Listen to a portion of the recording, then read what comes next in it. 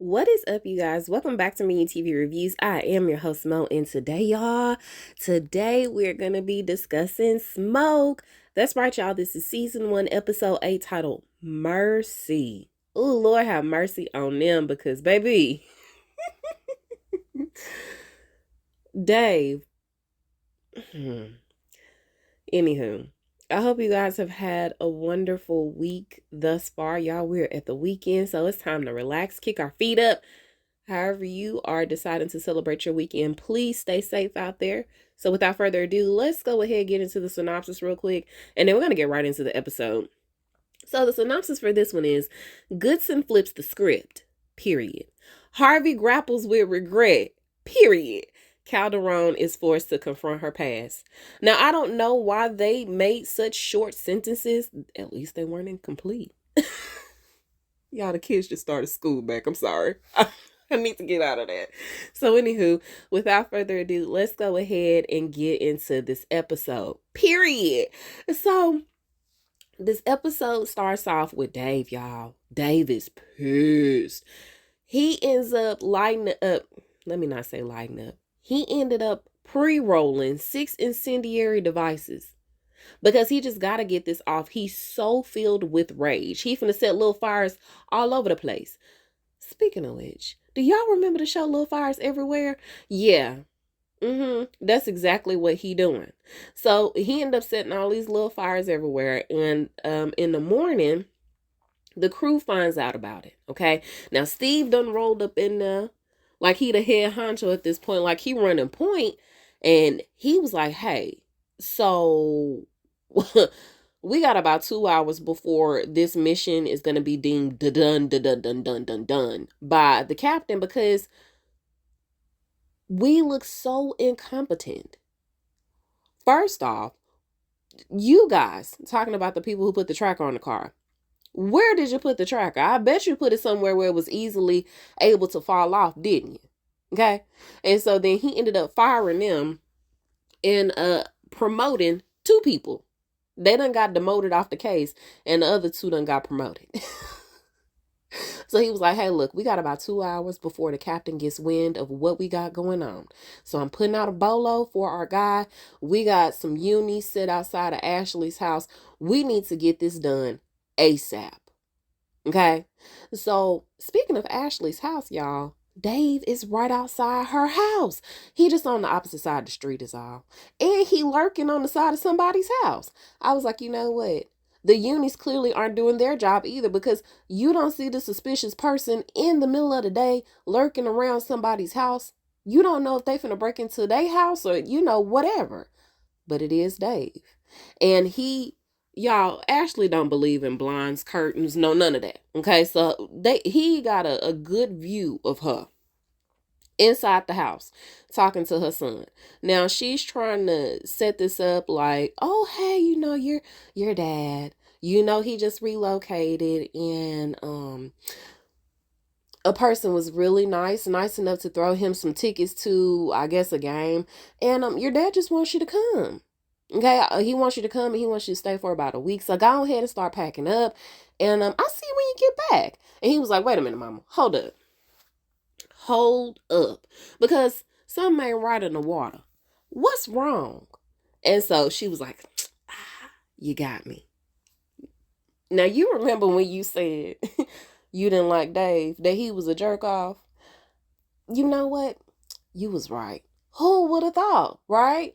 And so she ends up telling him that Dave is really upset with her right now and he is really not a good person. And the block is too hot for him to be there. She wants to keep him safe. And so therefore, she is sending him to go be with his dad until it cooled down a little bit in the kitchen. And so he was like, because who gonna protect you? I was like, come on, son. Come on, son. And so she was like, okay, all right. That's fine. You can stay. So he's going to stay and be there with his mama. I just hope don't nothing happen to him. So over at the office, Harvey is coming into his office for the day. He's going into work and he's on the phone with his daughter. Now, the daughter, I guess, he been ghosting her for this past week. You know, they do something weekly, and so I guess he been trying to reschedule all this week because he just been busy trying to bust Dave, right? So when he walk into his office and he find this photo of his house or somebody's house busted up, he was like, hey, so I'm sorry about that. We just gonna have to reconvene at a later time. It's just been busy, girl, but I'm gonna call you back because as soon as he turned around and give a good swivel, y'all, Dave is walking into the office like nothing is wrong, like nothing ever happened. And I was like, oh man, the the unmitigated gall on you. You know that the people is looking at you, but I guess if you think you're the smartest man in the room, that's what you're gonna do, right? To avoid suspicion, you're gonna act like, what, me? I'm suspected to be the arsonist, the DNC? What? That's crazy. Y'all tripping. So he came on into work like nothing was wrong. And so he got off the phone with his daughter and he ended up calling them and he was like, hey, he didn't send a text message. He didn't send a smoke signal. He didn't send a SOS in Morse code. No, he got on the phone and was loud as crap. I was like, you know what? What if Dave could have heard you? Because he just the throws walk away. Okay. And so he ended up calling him and he was like, hey, so, funny thing, Dave actually just showed up to work. And so they was like, what is he doing? And he was like, I mean, he just here like he finna get ready to go to work. And so as soon as he get off the phone with them, of course, you know, they finna get ready to go because it's go time at this point. Ezra ends up putting like this little tiny bug on one of Calderone's buttons. Either that or he replaced the button in itself with like the button bug, right? So he was like, you know, just go ahead and pretend like everything is fine, everything is normal, but try to poke the bear a little bit and see what you can get out of him. Try to provoke him a little bit. All right, play with his head. We'll get there, y'all. So just then, she ends up getting a phone call and he was like, hey girl, where you at? Because we got work to do. It was 6 fires that was set last night, and so we got to start investigating these crime scenes. And so she was like, oh, okay. I'm about 10 minutes away, and so I'll meet you in just a second. So she gets there, and he ends up offering her a shot before they get ready, or at least I thought it was a shot. I don't know what it was. Maybe it was like a hot toddy or something. Anywho, he was like, hey, one for the road, and she was like, oh no, that's okay. That's okay. And so then she ends up mentioning the book and how she listened to the chapter that had her in it. And she was like, oh, well, you know, that kind of sounds like you describing me. Am I the person in your book? And he was like, you know what? Not really. Like your physical attributes and, you know, characteristics that you have, that might have inspired a character that I put in my book. But no, it's not you. And so she was like, it's okay, Dave. Just say you wanna do me. And he was like, I mean, I don't think that I'm your type. I mean, I think that Steve is more so your type. Now he didn't name drop, but he heavily insinuated that Steve was the guy that she was screwing, right? And so y'all, as this happening, y'all know they listening in the food truck not too far away. And so Steve started looking around like, say something. Say something, I dare you. So she started getting real uncomfortable. She started moving, trying to fumble with the button to make sure it was like, you know how you try to play like if your phone is losing signal, you're like, oh, my phone is losing signal. I gotta go. She was trying to fumble with the button, y'all, but it wasn't working. So she ended up switching subjects real quick. And she was like, you know what? Let's go ahead and do that shot and we're going to go ahead and go. Okay. And so, they end up leaving, and so as they're going to go look at these different crime scenes, Ezra and the girl that he'd been trying to holler at this whole time end up going to go bust into his rental because apparently he had left his rental, I guess maybe at the motel, wherever he left the rental. They had gave them permission to get inside the rental as long as they didn't break nothing. He was like, you ain't saying nothing but a word, I'm a pro.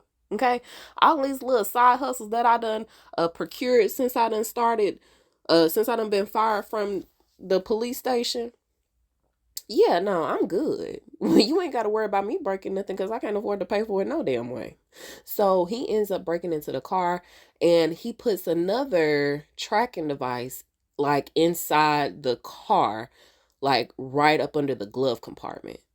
So Dave couldn't get rid of that thing if he wanted to. He probably wouldn't even know that it was there because Ezra seemed like he do pretty good handiwork. So while they're on their way to the first crime scene, they're in the car and he was like, okay, so hypothetically, if we find this guy, like got him dead to rights, we don't have any case against him because there's no DNA evidence. So y'all remember when I told y'all he was doing the pre-rolls, right? Well, he had put the matches a certain way and had them burn all the incendiary device down. So the only thing that's left is the quarter that he attaches to said device. Okay, so there's no DNA, no fingerprints, no nothing like that. And so he was like, if we got him dead to rights, we still wouldn't have enough evidence to put this guy away.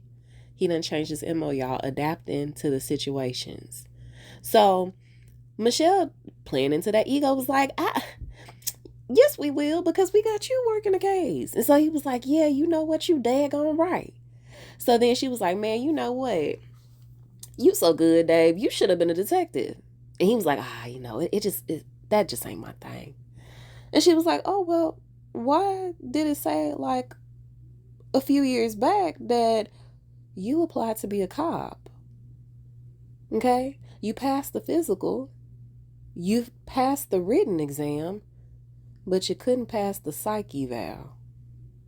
Now, why is that? Whoever that psychologist was, man, she really screwed you over.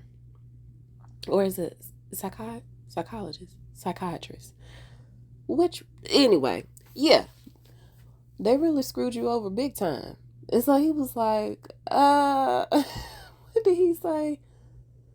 And so he got real silent. He was like, you know what? At the end of the day, I think, no, she said that the psychologist wrote that he had a propensity for violence. And so she was like, what do you consider violence? I mean, are we talking about violence against terrorists or violence against little puppy dogs? Because that's different. Those are two extremes, right? I would hope that you wouldn't be talking about little puppies. And he was like, I mean, dogs ain't innocent. They bite, they bark, they growl. And so then she was like, I mean, yeah, but I mean, we ain't talking about you burning them alive. So he was like, yeah, you're not a good person either. Okay, ain't none of us good in this situation. She was like, well, at least I ain't burning up little live dogs. So he was looking like, this bitch. He ain't said, y'all, but that's what he was thinking, right? Because that jaw got real tight. And so he started laughing. He was like, yeah, all right, you ain't no good neither. Okay. So then she got the one up if we keeping score. Okay. So they arrived to the crime scene and it turns out that there's not really much evidence because he didn't leave anything behind. However, he done messed up, y'all, because there's a witness. And so he was like, oh, really? Michelle was like, yes. So they go speak to the witness, and apparently this lady is a paralegal. And she was up at 5 o'clock getting ready for work, right? And so she was like, yeah, I was up at 5. I was in the bathroom, and I saw somebody flick something out of their car, and then a few minutes after they drove off, it got set ablaze. And so Michelle is asking for a description of this person, and she was like, I don't know, I mean, white guy, short brown hair, matching him perfectly. Okay. The only thing she was missing was the hat at that time and probably the aviator glasses. So he ended up asking her, hey, so you said you was a paralegal, right? So you were in the bathroom. I mean, I'm not trying to be too intrusive or anything, but were you peeing or were you pooping? And so Michelle looked over at him like, are you serious right now?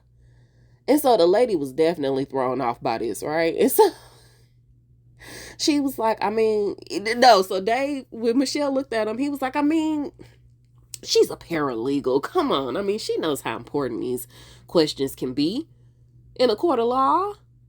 And so she was like, no, it's fine. It's fine. I'll answer. I was urinating. And so he was like, you said you was in there for about 5 minutes. Sounds like to me, you were doing a little bit more than urinating. I was like, come on, Dave. Okay. It only takes me 30 seconds to use the bathroom, if that. Do you know how long I could be sitting on the toilet just playing on my phone? I mean, unless you're looking down the, you know what? So anyway, that's not the point. So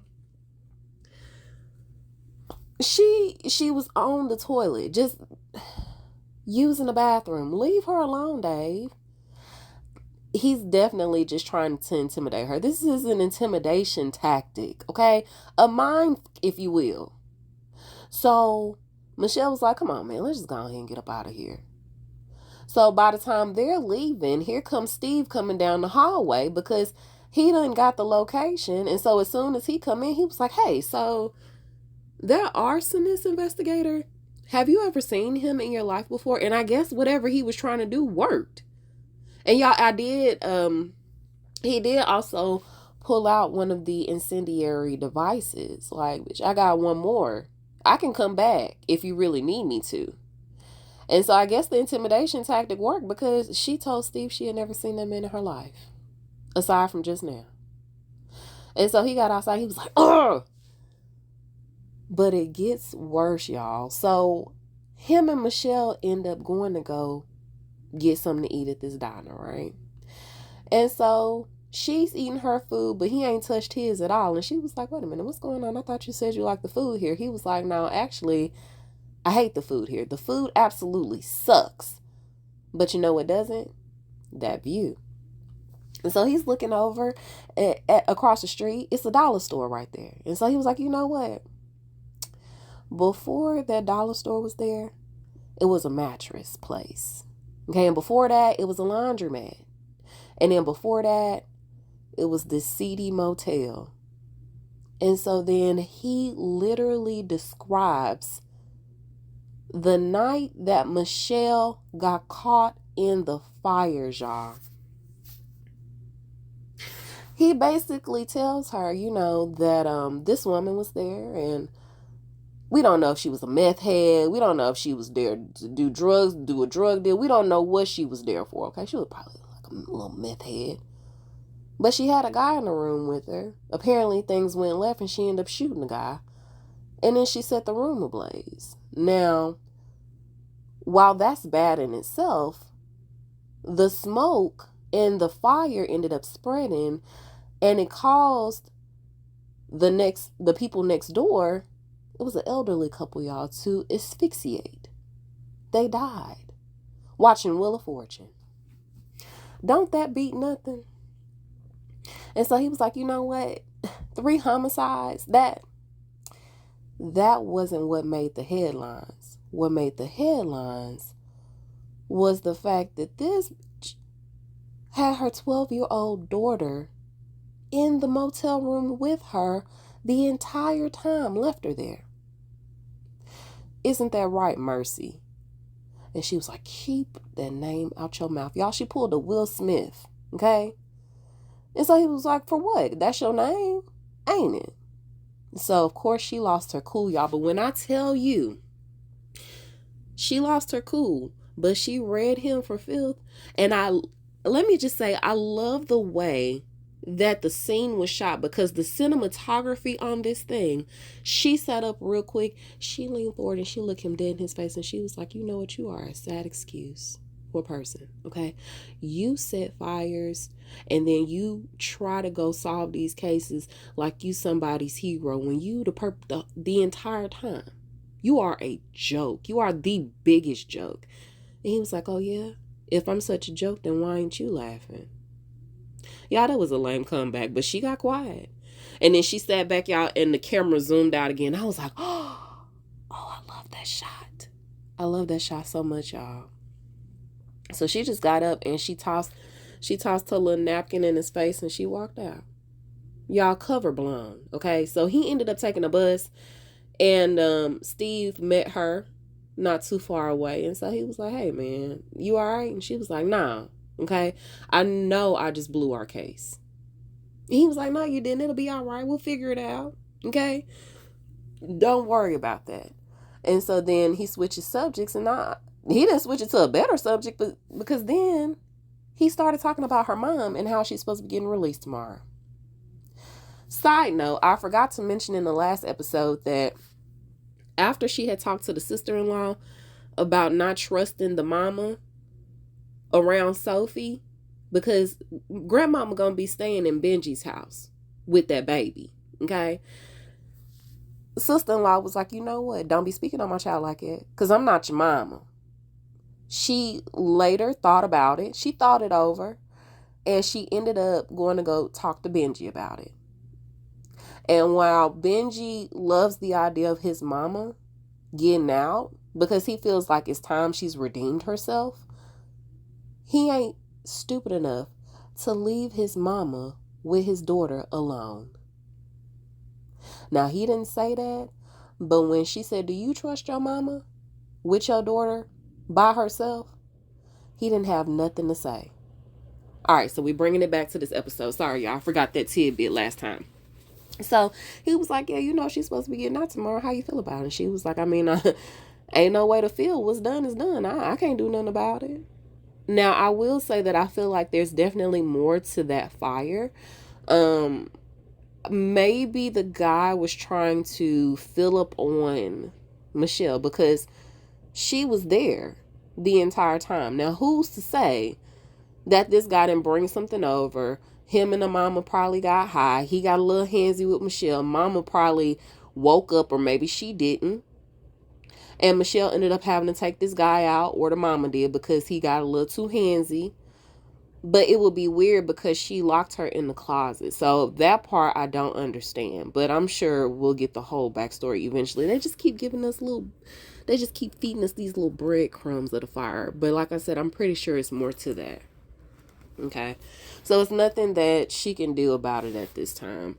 So Harvey, y'all, when I tell y'all the bombshells just keep coming, and the psychological games that he is playing, Dave is a master manipulator, y'all.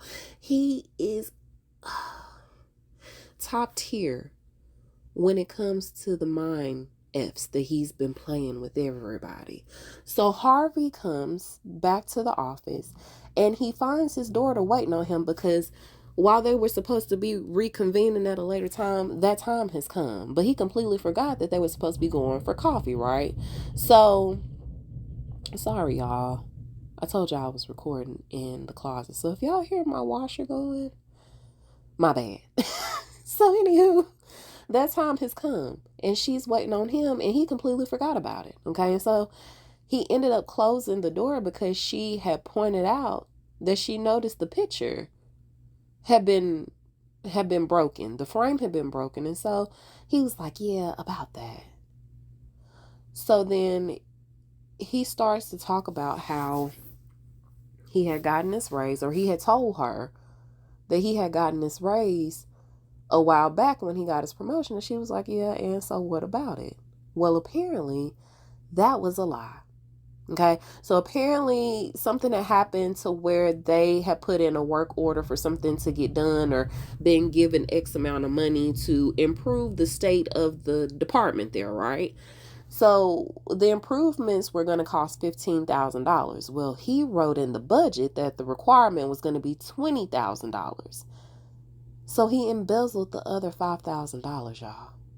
Oh yes, our guy Harvey, he is not clean either. None of them are. Dave has dirt on everybody. So it turns out, since that little $5,000 slid through the door and nobody said anything about it, he just kept embezzling money to the point where it done inflated to $256,000.99. Not the 99. You know that's how they be getting people. Y'all, I used to work in sales and it would be like, oh, I'm not buying something for $12, but I'll buy it for $11.99. What? They get you with the 9-9. So, so he was like, yeah, I just kept doing it because at that point, I guess his wife was sick, her mom. I guess his wife was sick and she had accrued a lot of medical bills. He had to pay for baby girl's college tuition. And so by the time he looked up, he didn't have no money left over. And he was like 2 seconds away from retiring. Not really, but he didn't have that much time left, right? And so he just started taking a little bit by little bit to the point where that money that he took, it was enough to buy that little lake house that was in the picture that Frank had smashed. Oh yeah, Frank knew about the embezzling of the funds. Frank knew about the lake house. And so now his daughter is like, what? What am I supposed to do with this information? She was like, who all know? He was like, well, now you know. But Dave also knows too. And she was like, oh shit. Y'all, what he gonna do? Y'all know once Dave get caught for this, everybody finna go down. Look, Harvey, you did what you did, because that money could have went to other things in the city that needed improvement. That money could have went to the nonprofit organizations. That money could have went to other things, but all you wanted for yourself, just selfish self, a lake house. And I was like, okay, I'm assuming that the mom is deceased at this point. How long ago did she pass? Because, I mean, pension, I mean, come on now. And then you done told somebody what you been doing. If he ain't actively helping you commit the crime, why you opening up your mouth? You know you're supposed to keep them types of things to yourself. Take them to your grave. Nobody else had to know that. This show absolutely plays too much, y'all. Wow. Okay. Oh my gosh. So Dave ends up going over to Reba's house. Wife number 2. Okay. And he basically went over there to get some sympathy. Because he tells her that Ashley broke it off with him. And so she's like, why would she do that? Now, mind you, Reba is a whole wife to somebody else that ain't him. But the husband and the kid are already out of town visiting in-laws, and she's supposed to be joining them the following day. Now, while they're having this whole conversation in the house, Ezra and old girl are outside staking out the house. Okay, so they just there hanging around. Now, Dave ends up telling her that Ashley decided to break it off with him because, according to her, he wounded her. And so she was like, oh, is that it? Is that what she said? What did you really do? Because I'm sure that there's more to that story. He was like, oh, I don't know what you're talking about. And so she was like, oh, okay. And she was like, look, I know you did more than that because you technically are a bad person. See, you have a problem with respecting boundaries. You see a line and you definitely cross over that because you just don't think that the rules apply to you. They don't apply to Big Dave. And so he was like, yeah, okay, well, what about you? And she was like, look, I know I'm a bad person. I lie all the time. But at least when I look in the mirror, I know what I'm getting. Okay? I know who I am. But who are you? Who are you? Can you tell me that? And he was real silent for a minute. He was like, I'm just a guy trying to do my job. Yeah, okay. You a guy with a hero complex. That's your problem. And so she had said something about the one time, and he was like, look, that was an accident. And she was like, nah, Dave. Oh, so she said that Michelle had came over and was talking to her, and she was like, yeah, Michelle was investigating you, so you probably not as good as you say you are. And so he was like, that was just that one time. And she was like, are you sure that was all you did? What did you do? Did you burn it? And he was like, yeah, I burned it all. By the time he said that, y'all, she had exposed the tatas, okay? She had pulled open that shirt, had the little bralette out. Now, in the car, they're listening to them get it on, and Ezra and old girl decide to play Truth or Dare. Miss Lady Cop. That's what I'm gonna call her. I ain't gonna call her old girl. That's disrespectful. So they decide to play Truth or Dare, and hers, Ezra said to dare, and she was like, okay, well, I dare you to chew with your mouth closed. Y'all, nothing infuriates me more than seeing a grown person chew with their mouth open, especially like them NBA players, or you know who was real bad with chewing with their mouth open during the game? Michael Jordan. Just chewing on that gum. Y'all, I can't stand it. So she was like, I dare you to chew with your mouth closed. So then he was like, all right, I saw what you did there. Now what about you? And so she decided to take a truth. And so she said that the best night of her life, because I think that's what he had asked her.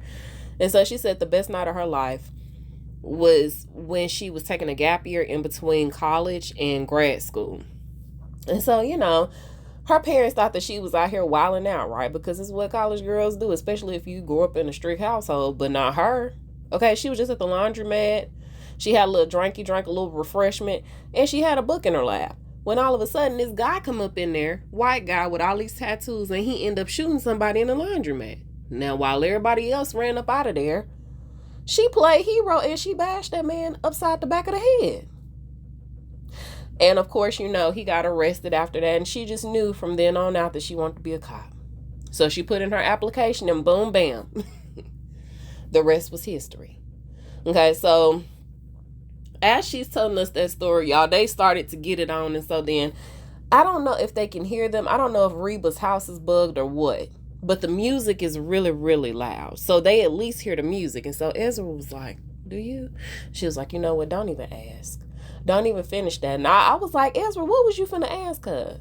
Do you feel like you in the mood? Because I'm in the mood. I bet he was finna ask her that. You sure you don't want to go out on a date? Ezra gonna keep trying to shoot his shot until she say yeah. So I just love him in this show. He's such a comedic relief. Like, he is hilarious. And so, also he was saying, you know what? I would give up anything, all the pretty girls and all of that, because they were still talking about college. And he was like, you know, I'll give up all of that just to have the badge back for one more day. And she was like, well, look, it's your lucky day, because you can have mine for the rest of the night. So she's getting soft on them as we're going ahead. So over to Michelle and Steve. Now, I forgot to tell y'all, or at least I think I forgot to tell y'all, that when they were talking earlier, and after they had talked about her mama, he was like, you want to talk about it? And she was like, oh, all right, whatever. And so she had mentioned how there weren't any liquor stores around, but the house that Steve resides in, that's just down the street and around the corner. And so they decide to go to his house, and I was like, Michelle, you were doing so good in the last episode. You said, you know what? We can be friends from a distance. We can have these talking sessions. You can support me and love me from a distance, over the phone, over there where you need to be. The mistake was going to his house. So she went to his house with him, and his family is no longer there because, remember, his wife left him, or he left her, because he wanted to be with Michelle. Now, he had a wife and 3 kids. Michelle is not, don't get me wrong, because oftentimes we say, you know, the girl is a gold digger, the girl is a floozy, she is a home wrecker. But in reality, they both play a part. Now, I could see if Michelle knew that he wasn't, or I could see if Michelle didn't know that he was married, right? That's where she's wrong, because she knew good and daggone well that he was a married man. And until he signed them divorce papers, or unless they have the understanding that they're going to have an open marriage, ma'am, stay away from him. Stay far away from him. And he a cop. Do you know that cops are 1,000% more likely to get away with cases of domestic violence? Now, thankfully, he has not put his hands on her. Thankfully. But they were definitely getting up in each other's faces. So, keep that in your back pocket, okay? So, he's there in this big old house by himself, and she starts asking him all these questions, how's your ex-wife? How's the kids? And he was like, girl, we don't talk about stuff like that. And she was like, well, maybe I want to. Because remember, they were supposed to be in love, but then all of a sudden she got cold feet, right? And pushed him away. And so that frustrated him. And so he was like, why are you asking me all these questions? Sending out mixed signals, right? Now, she just trying to be a friend, right? She just trying to talk to him because he been a friend to her. He been trying to console her all day, this, that, and the third, right? So she just having a little chat with him. And so then she was like, maybe I want to ask these questions. He was like, oh, do you feel bad about what you did? And so I think something was said. Okay, I don't remember. But then they switched gears, and she ended up saying, maybe this wouldn't have happened had we not worked so many cases together. And so then she ended up asking him, she said maybe this affair wouldn't have happened had we, had we not worked so many cases together. And he was like, oh no, you the second affair. The first affair that I had on my wife was work. Because there's so much time and commitment that you have to put in.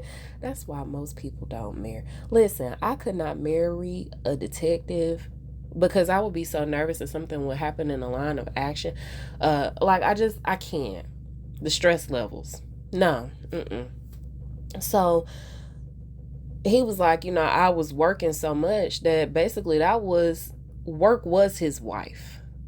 His wife was just a side piece. And you the side piece. So, anywho, she ended up asking him, do you ever regret working all of the cases? Would you ever take it back? And he was like, hell no. So they ended up toasting. They done had, I don't know how many shots or how many drinks that they done had over time, right? And so then they ended up talking about something else, and I can't remember what they were talking about, y'all. Forgive me. But either way, he went in for a kiss. And she did she Braxton him, y'all, from the Jamie Foxx show. She said,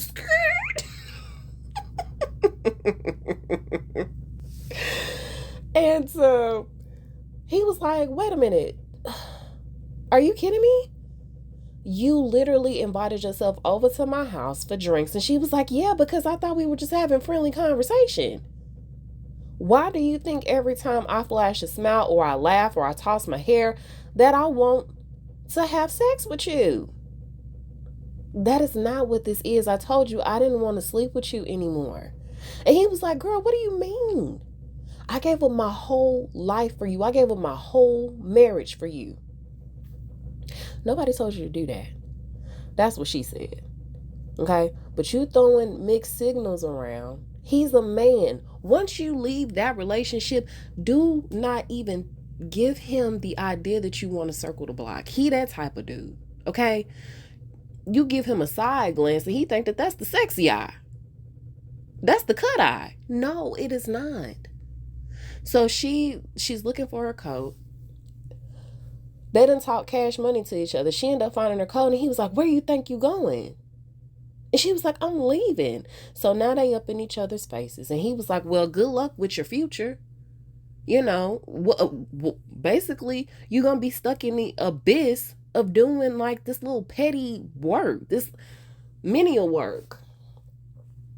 And she was like, what is that supposed to mean? Baby, you are never going to get anywhere without me because I'm your boss. I'm your superior.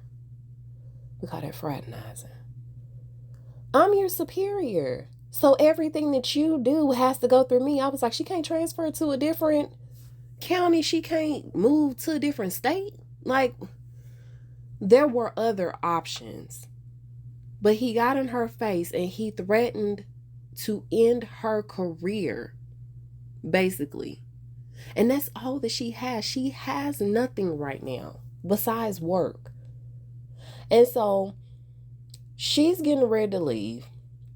He grabs her and she, on a reflex, turned around and hit him in his throat. Y'all, he swallowed his whole Adam's apple, the whole damn tree. Swallowed the whole tree, y'all. And so he immediately fell back and started gasping. Now, he had the right mindset because he had a pen in his pocket. I was like, who just carries a pen around like that? But you not working cases like that. You overseeing people working cases. But he had the wherewithal to pull the pen out of his pocket, y'all, and hand it to her like, bitch, you better do a tracheotomy on me. An emergency tracheotomy. You better do y'all remember I don't even remember what number of saw that was. But when his head was in that thing and it filled with water, y'all, and he pulled out that pen and gave himself a tracheotomy. So he was trying to hand her the pen and she was so in shock, y'all. She was frozen. And so she's frozen, but she's having these flashbacks of them in bed, right?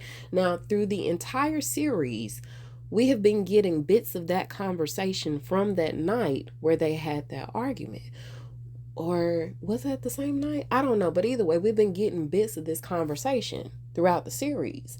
And so she's telling him to just say it.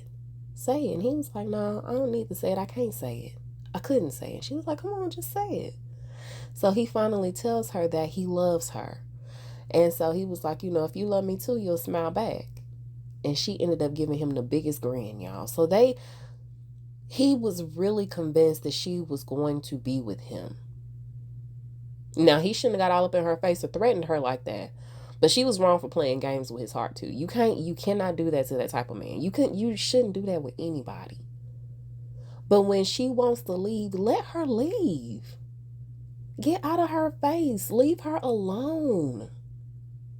So he's trying to give her this pen, y'all, and she just froze. She froze up like for real. She was in shock. And he ended up dying on the floor. He died right there in front of her. So y'all, she unfroze. She unfroze, y'all. And she went into cleanup mode. She grabbed some gloves. She grabbed some laundry detergent and some bleach or some other type of accelerant. She grabbed one of them cigarettes. I wonder if she grabbed the pack. Okay, so there were a whole bunch of boxes and stuff everywhere. She ended up setting the cigarette pack on the box. And she did exactly what Dave does to start his fires. She grabbed a cigarette out of the pack. She grabbed a whole bunch of matches. Who just has a set of a seedy ass motel matches in their house? He do. Because that's where... Okay, anyway. It was a memento. Y'all, when I tell you... And that's crazy because he probably got the matches from the whatever hotel, motel, Holiday Inn they was sleeping together in. And the fact that she used them to burn his body. It is insane. So she wrapped the incendiary device like Dave had taught her. She lit the cigarette and she threw it on him. After she, of course, threw all the accelerant down on him. So then she gets to her car and she starts, of course, crying. But then she had this really quick, ingenious thought. How she had told, when Dave was in her car one time, she had told Dave, hey, my car is not your trash can. And I thought that was so crazy because they put that scene in there for this specific reason. So she looked over and saw that he had a pair of gloves, used gloves, over there on the side of her door. Y'all, she grabbed them gloves and she ran back in the house or somewhere and planted them. Because I was like, how is she finna get away with this? She planted his used gloves. But the problem is, and she drove off. That's the way the episode ended, right? Crazy ending, was not expecting it, but I did think how this is so crazy, how it's just like history repeating itself. Because y'all remember, I told you, I think that something went wrong with her mom. But the question is, why would she leave her daughter in there? Why would she leave her daughter there to burn to death? That's the question. But it's like history repeating itself, and here she is getting rid of a body with the same method. Fire. Crazy, right? To cover up a crime that she committed. Albeit it was an accident. It was an accident. Okay. The other one might have been a crime of passion too. I'm not sure. I don't know. So anywho, I went there. So when she did that, I was like, okay, that is a really good thought, Michelle. However, Ezra and that lady, the lady cop, have him alibied out. Because shortly after she had left, we saw that the fire had already started. Now, I don't know how long it took to burn the thing down or have it go up in flames. But if Dave is there with Reba all night, he's going to have an alibi. Even though Dave and Steve have had witnessed altercations. Everybody knows that there's a beef between the two of them. How is she going to get away with this, y'all? I was not ready for that twist, but when I tell you, her thinking in the line of chaos, in the line of panic, top tier. Top tier. But that's just like when she set that guy up after she shot him in the leg. She found his little torture chamber down there. He was finna get ready to take her out. She didn't have no warrant though for that. But I mean, come on. Y'all, please let me know what you thought about it, okay? You guys can reach me at Me and You TV Reviews on Facebook and on Instagram. You guys can also reach me at My TV Reviews Podcast without the S on the end at gmail.com. Kelly, you was not playing. You was not lying when you said, just wait, girl. Just wait until you see episode 8. Episode 9. So I thought they were going to have 10. They only have 9 episodes, y'all. So the series finale comes on tonight. Will y'all be getting another review? Probably not. But y'all will get it later on next week. Okay? Or maybe even by the end of the weekend. Okay? I hope you guys have a wonderful weekend. Stay safe out there. I do want to say happy birthday to my sister and her twin. Okay? My little in-laws. It's their birthday, y'all. I ain't gonna tell you how old she is, but just know that it's her birthday. So she finna get out there and shake it. I hope she has a good time celebrating. All right, so that's all I have for now. You guys have a wonderful weekend. Stay safe out there. And until we meet over the airwaves again, I am Mo, and I'll talk to you guys soon. Bye.